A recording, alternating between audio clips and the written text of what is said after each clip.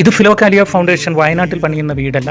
ചാലക്കുടിക്കടുത്ത് മോതിരക്കണ്ണി എന്ന് പറയുന്ന സ്ഥലത്ത് രമണനും ഭാര്യയും 2 പെൺകുട്ടികളും. രമണന് രോഗിയായതുകൊണ്ട് ജോലികളൊന്നും ചെയ്യാൻ പറ്റില്ല. ഭാര്യ പെൺമക്കൾക്ക് ഒരു സുരക്ഷിതമായ താമസ സ്ഥലമില്ലെന്ന് പഞ്ചായത്ത് മെമ്പർ പറഞ്ഞതനുസരിച്ച് ഫിലോകാലിയ പണിയുന്ന വീടിന്റെ വാർക്കയാണ് ഇന്ന്. ഞാനൊരു വചനം പറയട്ടെ. കർത്താവിന്റെ മുമ്പിൽ ഞാൻ എന്ത് കാഴ്ചയാണ് കൊണ്ടുവരേണ്ടത്? അത്യുന്നതനായ ദൈവത്തിന്റെ മുമ്പിൽ ഞാൻ എങ്ങനെയാണ് കുമ്പിടേണ്ടത്? ദഹനബലിക്ക് 1 വയസ്സുള്ള കാളക്കിടാവുമായിട്ടാണോ ഞാൻ വരേണ്ടത്? ആയിരക്കണക്കിന് മുട്ടാടുകളിലും 10,000-കണക്കിന് എണ്ണപ്പുഴകളിലും അവിടുന്ന് പ്രസിദ്ധനാകുമോ, സംപ്രീതനാകുമോ? എൻ്റെ അതിക്രമങ്ങൾക്ക് പരിഹാരമായി എൻ്റെ ആദ്യ ജാതനം ഞാൻ നൽകണമോ? ആത്മാവിന്റെ പാപത്തിന് പകരം ശരീരത്തിന്റെ ഫലം കാഴ്ചവെക്കണമോ? മനുഷ്യ, നല്ലതെന്തെന്ന് അവിടുന്ന് നിനക്ക് കാണിച്ചു തന്നിട്ടുണ്ട്. നീതി പ്രവർത്തിക്കുക, കരുണ കാണിക്കുക. അത് വീണ്ടും പറയുന്നു, കരുണ കാണിക്കുക, നിന്റെ ദൈവത്തിന്റെ സന്നിധിയിൽ വിനീതനായി ചരിക്കുക.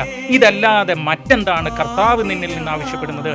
കാരുണ്യമാണ് കർത്താവ് നമ്മളിൽ നിന്ന് ആവശ്യപ്പെടുന്നത് എന്നത് ഓരോ വിശ്വാസിയും ഓർക്കുക. മിക്ക 6-ാം അധ്യായം 6, 7, 8